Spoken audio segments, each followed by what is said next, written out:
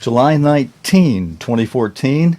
I'm sorry I was a little bit late today. I've been on the telephone. I've been telling you the past week or two about some arrangements we might make to be conducting some services on the Sabbath up around the Gadsden area for some brethren up there. And I've been on the phone with Nancy from Gadsden. Nancy, I'm going to ask you just say hello to the brethren that I'm speaking to. And this is Nancy. She's been in the church since she was about 4 years old. Is that right, Nancy? No, I've been going. Well, yeah, been going. We didn't have a church when I was 4, but we've been. When we got one, and I started when I was around 11 years old. By the time I started getting sick. I see. And that's the reason I can't remember good things. Yes. Some of the things. But your mom came into the. Years old. Yeah. Your mom came into the. Mom and Daddy was baptized. Minister come down and baptized Mom and Daddy before we went to started a church. Got us this church going, and I was close to 4 years old when they got baptized. That's what she told me. Would that have been sometime, Nancy, maybe around 1960, and maybe a baptizing tour by Mr. Gerald Waterhouse? Yeah, it was 19. Mama said it was 1952. I guess that's when we started doing things, going to Mr. Haynes' house for church, or they coming to our house for, because we didn't have a church and nowhere around close to us.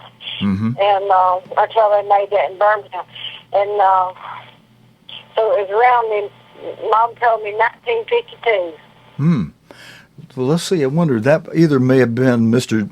Gerald Waterhouse's baptizing tour, or possibly Carlton Smith. Yeah, him, and there was another one that Mom talked about, but I can't, Mr. Waterhouse and somebody else. I can't think of his name right now. They came around together, and so by the time you were 11, you met at Mr. Haynes' house back and forth until they got a congregation going. Around I was 11, they got us a church, and I got that in our armory going when I was around 11 years old. Yeah. So, Nancy Gibbon Haynes. It's Hanes or Hames, Nancy? Hanes. Hayne. So, Nancy Hayne goes way, way, way, way back in the Church of God Philadelphia era. Well, Nancy... Yeah, there are a lot of them that's in the church knows me. I reckon it goes to your church, too. Now, you've... over the years, you've attended a number of different feast sites, maybe? Well, we didn't get to till we go, back on the place we go to church, Mama said. Before they made a church, we went to Texas one time. That would have been Big Sandy? And Mama didn't know where we could take the kids out of school, so we stayed with our grandmother, and then Daddy went, and my mama went, and my youngest brother, he went to the first feast. He was Richard, but he's dead now. He died of a heart attack. He was 53. He was younger than me. Oh, I'm sorry to hear that. First feast, he probably went to the one at Jekyll Island, Georgia? Went to down there in Texas. Oh, to Big Sandy, probably. Yeah. Well, friends, what we're talking about doing is getting a place to meet up around that Gadsden, Oxford area. I've mentioned that to you here on the live stream a time or two. And so what I'm going to ask you to do today, brethren, that usually tune in here with me, is I got a lot of stuff in the archive. And if you've missed any of our nightcast news programs, evenings during the week, what I'm going to ask you to do today is go back and pick up the nights you missed. There's a lot of very important and significant news occurring. Thursday night's program was a very essential program to see. I have to apologize for one thing about it, though. We tried out a new compressor, and I noticed it picked up my breath a lot and made my voice sound a little bit funny, but the material and content in that program is good, and maybe if you didn't see Thursday night, be sure you catch that one.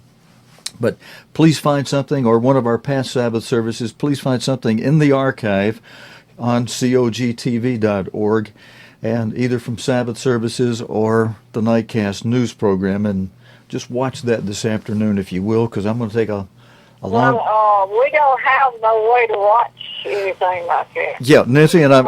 Paying for a house and everything, we don't get a lot of money, and I don't really care much about no satellite, no way. Well, we ain't got nothing like that, no cable. Nancy, I understand, and that's why we're going to try to open up a local area meeting service up there where we can actually be there with you, where you can attend in person and everything. But I was just talking to the people that tune in here on my live video stream. Since I'm going to go ahead and say shut my little live stream down early today, and I'm just asking everybody to please, instead of my providing one of Mr. Armstrong's sermons or my talking, I'm just going to ask everybody to please go find something in the archive, and then I'm going to go jump in my car and head on up to Oxford there. So that's what I was saying. I'm just asking people that tune in here to go look for something in our archive. But listen, I'll be heading up there, and if you and Jim are able to make it over, I'll see you at the place where I told you I'll be, and I'll look forward to seeing you up there. Okay, Nancy? And I'll just... Okay. All right, and then I'm just going to say a few more words here on the live stream and sign it off, and and then I'm going to let you go, and I'll see you later, okay? Okay. All right, Nancy, bye-bye. Okay, friends, I was on the phone there with Nancy Gibbon Haynes from Oxford, Alabama. Near Gadsden is the more major city where that's near. And they want to get back to having services in their area on the Sabbath. They I don't want to step on anybody's toes, but I'll just be frank and candid. They don't want to meet with a groupie church, any blankety blank Church of God church, and we're not going to set up one like that. We're just going to hold Sabbath meetings. I am ordained. I'll conduct their services for them. And I don't know how many people it will be. It might be very small, but she told me there are a number of people that for a while, they're older, and as you can hear, they're not into internet. They're not even into satellite television up there in that part of Alabama. And what they've basically done is they older people, their husband is 78. The minister in the Birmingham area under the new administration just changed their services over to Sunday, and they've been going on Sunday. But when I saw them at a funeral a few months ago, and I asked him, I said, look, where in the Bible does it say that we don't still keep the Sabbath? And that made some of them a little bit nervous. They talked. They got a hold of Sam, the legally blind man down in Vance, who called me and said, hey, some of those people called me, Steve, and they want you to see if you can get a service together for them up in their area.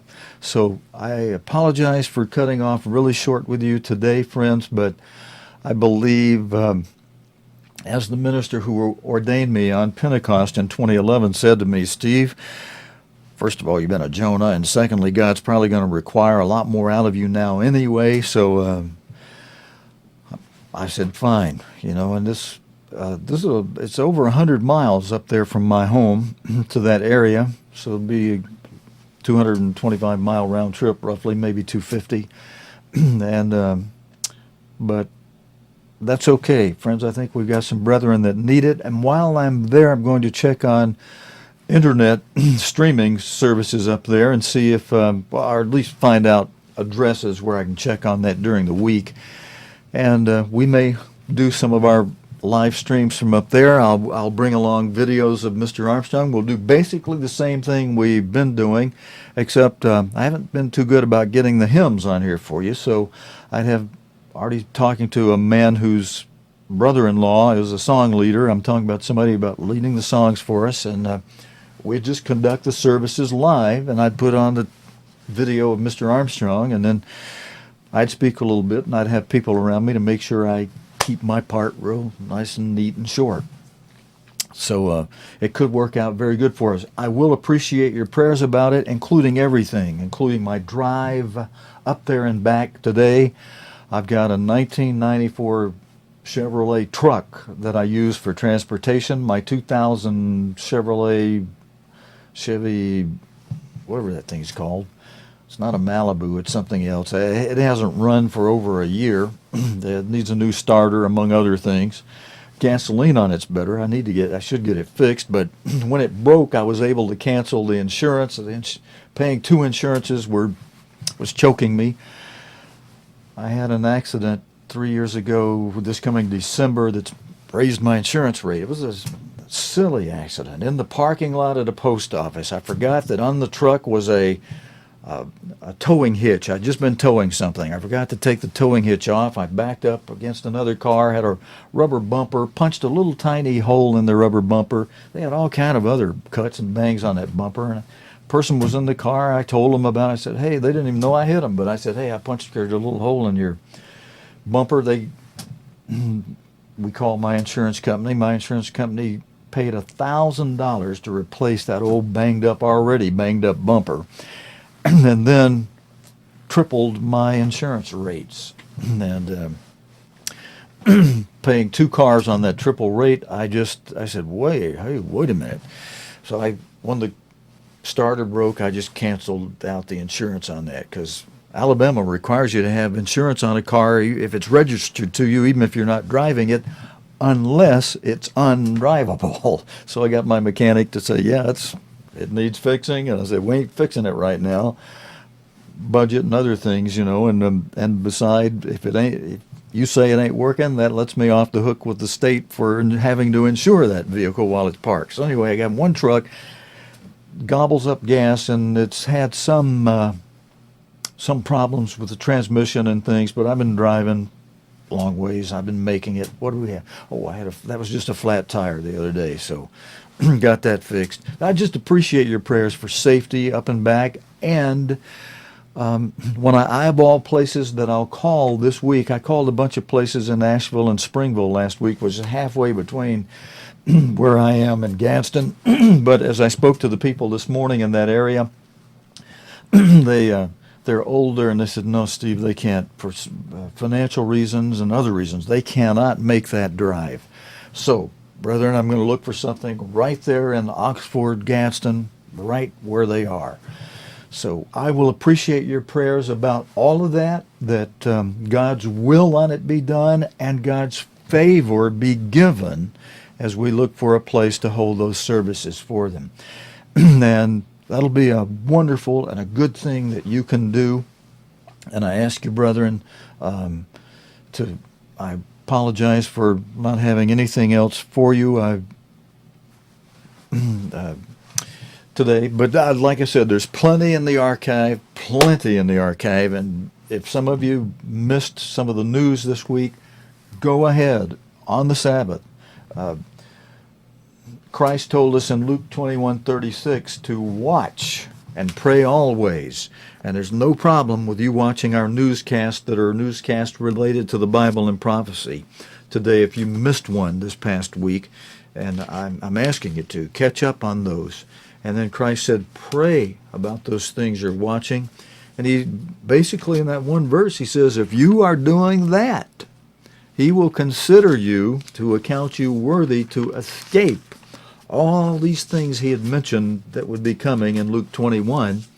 And the next thing coming in Luke 21 of the things he mentioned, let me just see if I can put this slide on the screen. The very next thing he mentioned, let me pull it forward for you. The four seals have been happening since Christ was on the earth. Religious deception, the first seal, the white horse. wars and rumors of war, the second seal, the red horse.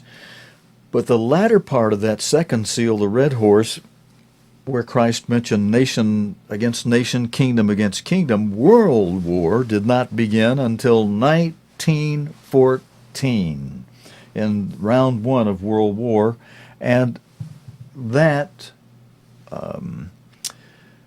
put the second part of the red seal in the latter days, the days when Mr. Herbert Armstrong was alive and in his prime years. As Mussolini invaded Ethiopia and made the claim to have revived the Holy Roman Empire, God caused Mr. Armstrong to see that and to connect the dots to see that, wow, there are, Revelation 17:10 says 5 kings are fallen and one is. God helped Mr. Armstrong to connect the dots. Nobody else announced this, or was, God revealed it to Mr. Armstrong, so I'm going to put it in these words. Nobody else understood that at the time it happened, before Mr. Armstrong understood it by God's revelation to Mr. Armstrong and direct to Mr. Armstrong from God. God could see that this man has become the 6th head of the Holy Roman Empire, of a revived Holy Roman Empire. He has become the one is that the Apostle John was inspired to write about in the 10th verse of Revelation 10, a future perfect prophecy, a future present tense prophecy. I say future present tense because the present tense of that one is was not when John wrote it back in 70, 80, 90 AD. It was one is that became active, present tense in 1936 to 1945, when Mussolini became the 6th head of the Holy Roman Empire. Now, that verse is significant enough. Let's just read it real quickly. Revelation 17, verse 10. Then I'll sign off and head up for Oxford, Gadsden, Alabama area. Verse 10, Revelation 17, and there are 7 kings, 5 are fallen, and many commentaries will tell you who the 5 who are fallen are. They're pictured on the right side of my chart. I'll pull that chart forward in a moment. 5 are fallen, and one is. That one that is was only is for 9 years, from 1936 to 1945. And God caused Mr. Armstrong, his servant, to see that for several reasons. One, to establish who God's servant for the latter days was and is, because Mr. Armstrong's publications and recordings are all well preserved, and even though he died in 1986, January 16, 1986, it's as if either he were still alive or he's speaking from the grave with his recorded and well-preserved broadcast and publications. And through him, God revealed the 6th head of the Holy Roman Empire was revived when Mussolini invaded Ethiopia in 1936. And then that restoration of the Holy Roman Empire lasted as the 6th head of that empire until Mussolini was hung upside down on April 28, 1945. And the rest of that verse is still future tense, even though the one is now past tense for us today. 5 are fallen, and one is all past tense. That one is no more. It's come and gone. It was during Mr. Armstrong Day when this verse was in its most present tense active form. Now the only thing that's potential for a present tense is the future tense of God saying, and the other is not yet. The other is not yet. And when he comes, future tense, he must continue a short space.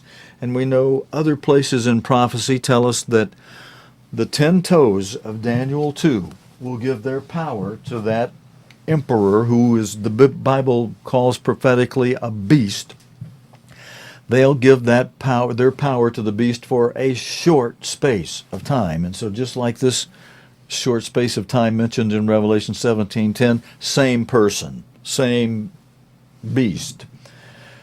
Seventh head of a revised Holy Roman Empire yet to come. Let's pull that forward for just a moment, take a quick look at our chart. Over on the right side of our chart, you can see the 5 kings who have fallen. Now, I've rearranged my slides for the Nightcast program where I can pull this up real quickly. I need to do that here on this broadcast channel for the Sabbath service. I'm able to pull those out close up for you, but I can't do that on this screen. I don't have a shot already prepared for that. But on the right side, if you look over there, I've got the 5, and we'll do on my Tuesday night or Thursday night program from Newscast, from Nightcast this week. I pull this close up and we go through that. So I won't do the details now. I need to get out and get in my car and start driving to be able to meet these people where I'm going to meet them up in Oxford near Gadsden, Alabama. But you can see the 5 that are fallen are pictured on the right side of the chart. Then you can see, and you see Napoleon is the last of those 5 that are fallen. Then just below that there's a bar, and there's a picture of Mussolini holding his hand up, and in the foreground is Hitler. And that pictures the time for One Is, from 1936 to 1945, when Mr. Armstrong was in his prime and announcing on coast-to-coast radio in the United States and in other places of the globe. He was announcing Mussolini had revived the Holy Roman Empire and was now the 6th head of that empire. And then the bottom bar shows the space for One Is Yet to Come. And I got a question mark there because we don't know who that is yet. We strongly believe it's very likely to be a German emperor of the Assyrian heritage, who will be crowned in a coronation ceremony by the Pope in Frankfurt, Germany, the home of the ECB, the European Central Bank. And the coronation ceremony will very likely be held where all the past coronations of emperors have been held, in the Emperor's Hall, which, yes, some of you know the Emperor's Hall was blown up by the Allies toward the end of World War II. But under the Marshall Plan, the United States got the architectural plans, had those plans blueprinted out, and what do they call that? And blue sketched out, and hired contractors, bought the finest of materials, and rebuilt that Emperor's Hall to its previous architectural design, but using more modern, higher quality materials. That Emperor's Hall is in excellent, outstanding shape, and all made ready for the big event to come in the near future of a coronation ceremony conducted by the Pope, where he will place on the head of the 7th head of the revived emperor beast of the revived beast power, the Holy Roman Empire. He'll place that crown on that beast head in the near future. Friends, I think that's probably a good way for me to end that. Keep your mind on the seriousness of our times today on the Sabbath, when we remember our Creator, remember the Sabbath to keep it holy, a day to come worshipful before the Creator. And if you will spend a little extra time today in prayer, pray for my safety up and back from Gadsden. You know, we have an adversary who, with what I'm attempting to do for these brethren, he would love to see something devastating happen to yours truly. So your prayers for protection will be appreciated, brethren. I pray for you who watch this program and those of you from whom I hear. And I appreciate very much, more than anything else, I appreciate your prayers. And I I'll appreciate if you ask God to give us favor, and that if this thing that I'm attempting to do up in Gadsden is of Him, that He will open the doors for it, give us favor in our efforts to do this. And if it's not of Him, then for Him to close the door and make that very obvious to me that, nope, that's not something I want you to do, Steve. So, so far, all indications are seemingly go, and we'll need a place to conduct it. And I'll have a little meeting about that this afternoon from some people who can and will help. That's the lady who called Sam Smitherman down in Vance, Alabama, legally blind brother. He came in the church early upon its being formed into a congregation in Birmingham. He came in the early about 1960, 1959, himself being baptized on a Gerald Waterhouse baptism tour in the Birmingham area. Nancy called Sam and said, hey, we'd like to meet on the Sabbath. We'd like to have Steve try to find us a place up here and conduct the services for us. So that's where we are, and I'm heading out to Oxford now. Thanks for joining me, friends. I'll thank you. I don't usually thank you in advance, but or maybe I should put it in these words. I will appreciate the prayers that I've asked for you. I wish you a happy rest of the Sabbath and a wonderful week ahead, brethren. And until I see you next time here live on COG TV, either next Sabbath or Sunday night through Thursday night, 5:30 p.m. Pacific time, and then figure it out from there, or any time in the archive on Nightcast for our daily news related to the Bible program here on cogtv.org. All right, till next time, Stephen Lloyd Gilbreth saying, so long, my friends.